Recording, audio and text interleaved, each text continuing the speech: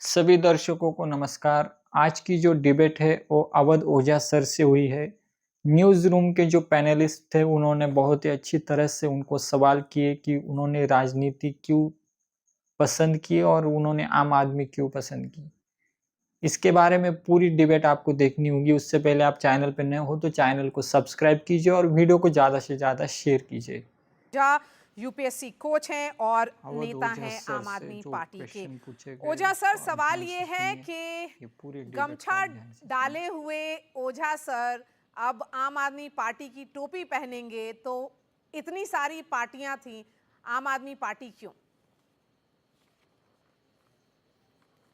जी ma'am, बिल्कुल।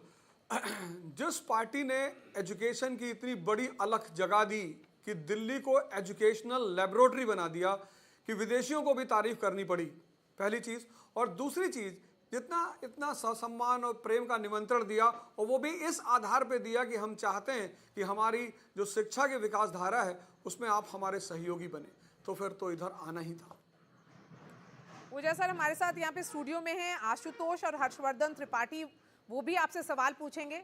आशुतोष जी। Ojha ji, Bharatiya Janata party क्यों नहीं ज्वाइन किया आपने? आम आदमी पार्टी के बारे में पिछले दिनों जो खबरें हैं वो कोई बहुत अच्छी खबरें तो है नहीं। उनके नेता लगातार जेल में गए, 1.5 साल जेल में रहे। आपको मन में कभी ये सवाल नहीं पड़ा हुआ कि हो सकता है भ्रष्टाचार के आरोप हैं, वो गंभीर आरोप हो, संगीन आरोप हो? सर, जेल में तो नेल्सन मंडेला भी रहे, महात्मा गांधी भी रहे, और बड़े बड़े नेता रहे। पूरी हिस्ट्री जो भरी पड़ी है वो नेताओं के जेल जाने की हिस्ट्री भरी पड़ी हुई है। तो जेल जाना मेरे ख्याल से ऐसा थोड़ी है कि जब तक जुडिशरी इस बात को निश्चित नहीं करती कि आदमी सही या गलत है, तब तक तो हम उसे कुछ मान ही नहीं सकते। पर उनके खिलाफ, उन नेताओं के खिलाफ भ्रष्टाचार के आरोप नहीं थे, देशद्रोह के आरोप थे, सेडिशन के आरोप थे, अंग्रेजों से लड़ने के आरोप थे।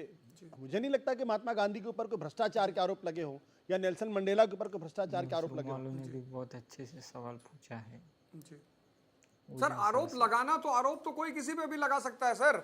आज की दुनिया में आप आरोप अगर लगाना चाहें तो आप किसी के ऊपर भी लगा सकते हैं, लेकिन क्या जुडिशरी उस आरोप को मानती है? क्या जुडिशरी ने उसके पक्ष में निर्णय दिया है? किसी भी, ये तो लॉ कहता है कि जब तक कोई व्यक्ति कानूनी तौर पर घोषित नहीं किया जाता कि इसने अपराध किया है, तो उसे आप कानून के रूप में भी नहीं मान सकते। जी ओझा सर, सवाल है, शिक्षक थे आप, जी अब नेता बन गए, जी मैम।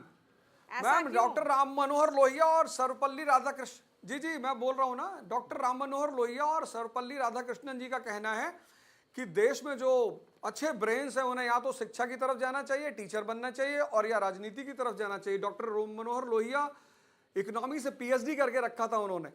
और सबसे बड़ा एग्जाम्पल डॉक्टर BR अम्बेडकर, कितने सारे ऑप्शंस थे उनके पास। यूरोप में ऑप्शंस थे, इंग्लैंड में ऑप्शन था, यूनाइटेड स्टेट्स ऑफ अमेरिका में ऑप्शंस था, पर उन्हें लगा कि नहीं, शायद हमारे देश के लोगों को मेरी ज़्यादा ज़रूरत है, तो वो भारत आया और भारत की राजनीति में उन्होंने हिस्सा लिया। ओझा सर, ये बताएं आप कि जब चुनाव में कैंपेन करेंगे और अभी क्योंकि भाजपा बहुत सारे आरोप लगा रही है आम आदमी पार्टी पर, आम आदमी पार्टी अपना रिपोर्ट कार्ड लेकर जनता के पास जाएगी, तो कौन सा इशू आपके लिए प्राइमरी होगा? कौन सा चुनावी मुद्दा आपको लगता है वोट कैचर हो सकता है, जिसमें सिंसियरिटी भी दिखे? ज़्यादा से ज़्यादा शेयर कीजिए। मैडम, मेरे लिए सबसे बड़ा मुद्दा होगा एजुकेशन। आज मैं कई सारे स्कूलों में गया, गवर्नमेंट स्कूलों में गया, और मैंने पहली बार लड़कों को बहुत अच्छे अच्छे सवाल करते हुए सुने हैं। तो मेरे लिए सबसे बड़ा मुद्दा होगा एजुकेशन। और यूपीएससी के बच्चों को कौन पढ़ाएगा अब? जी, मैं ही पढ़ाऊंगा। 4 AM से 6 AM तक क्लास चलेगी, वो मैंने पहले भी कर रखा था, अब भी जारी रखूंगा। तो आपने बता दिया उन लोगों को कि आप मतलब बता दिया था जब आपने जी, प्लान मैंने किया था कल ये शाम को, ट्रांजिशन? कल रात 8 बजे मेरी क्लास थी। जी नहीं, जब मैम कभी कभी परिस्थितिवश डिसीजन लेने पड़ते हैं। चलिए ओझा सर, आखिरी सवाल, आप चुनाव भी लड़ेंगे? जी आपने हाँ मैडम, बोला। मैं तो कैप्टन अगर मुझसे कहेगा कि भाई बॉलिंग करनी है तो मैडम बॉलिंग करेंगे। अगर वो कहेगा कि भाई आपको विकेट कीपिंग करनी है तो मैं विकेट कीपिंग करूंगा। बोल गए वैसे। डिसिप्लिन पार्टी और स्कूल में बहुत इंपॉर्टेंट होता है मैम, तो पार्टी जैसा बोलेगी मैं वैसा ही करूंगा। चलिए ओझा सर, आपको बहुत बहुत शुभकामनाएं, ऑल द बेस्ट। आपकी नई इनिंग्स की शुरुआत हुई है, एक नए चैप्टर की आपने शुरुआत की है। यहाँ पर आशुतोष और हर्षवर्धन जी, शुक्रिया हमारे साथ जुड़ने के लिए। अवध ओझा सर जो यूपीएससी, एमपीएससी के छात्रों को पढ़ाते हैं और उनको भी आईएएस बनना था पर वो फाइनल तक नहीं पहुँच सके। तो फेलियर और सक्सेस ये तो जीवन में चलते रहते हैं, पर अवध ओझा सर ने आम आदमी पार्टी जॉइन करके अच्छा किया या बुरा किया, आप कमेंट करके ज़रूर बताना। हालाँकि देश में सबकी अलग-अलग सोच है, हर इंसान की अलग-अलग सोच है। जहाँ तक मुझे लगता है कि अवध ओझा सर ने भाजपा को जॉइन करना चाहिए था और उनके साथ भी रहकर वो अच्छा काम कर सकते थे, कर सकते हैं। पर उन्होंने जिस तरीके से बताया कि आम आदमी पार्टी जॉइन करने का पर्पज़ उनका एजुकेशन है, पर्पज़ तो कहीं जाके भी पूरा हो सकता है, कौन-सी भी पार्टी में रह के हो सकता है। हालाँकि उन्होंने ये बात अभी साफ नहीं की है कि उनका ये पर्पज़ क्या है, पर आगे आने वाले दिनों में वो तो पता चल ही जाएगा। आपको क्या लगता है इसके बारे में, अवध ओझा सर को राजनीति में आना चाहिए था या नहीं आना चाहिए था?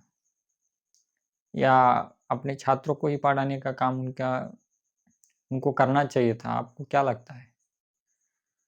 जहाँ तक मुझे लगता है तो मेरी बात तो कहता हूँ कि उनको राजनीति में आना ही चाहिए क्योंकि देखो, अगर अच्छे लोग राजनीति में आएँगे तो कुछ अच्छा कर सकते हैं।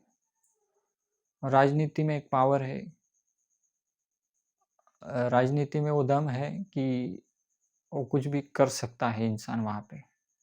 सिर्फ़ उसकी करने की ताकत, करने की इच्छा होनी चाहिए और वो अवध ओझा सर में कूट-कूट कर भरी हुई है। एजुकेशन के ऊपर उनका पूरा ध्यान है, बाकी मुद्दों पर भी ध्यान है, पर पहले नंबर पे उन्होंने एजुकेशन को ही इम्पोर्टेंट माना क्योंकि एजुकेशन से ही बहुत कुछ होता है, बदलाव होता है। भारत देश जो है, वो इसी एजुकेशन के आधार पर आगे बढ़ रहा है और उसी को प्राधान्य देना बहुत ज़रूरी है। तो चलिए मिलते हैं अगली वीडियो में, अब तक के लिए बस हो गया और मिलते हैं नई वीडियो के साथ, नई उमंग के साथ। जय हिंद, जय भारत।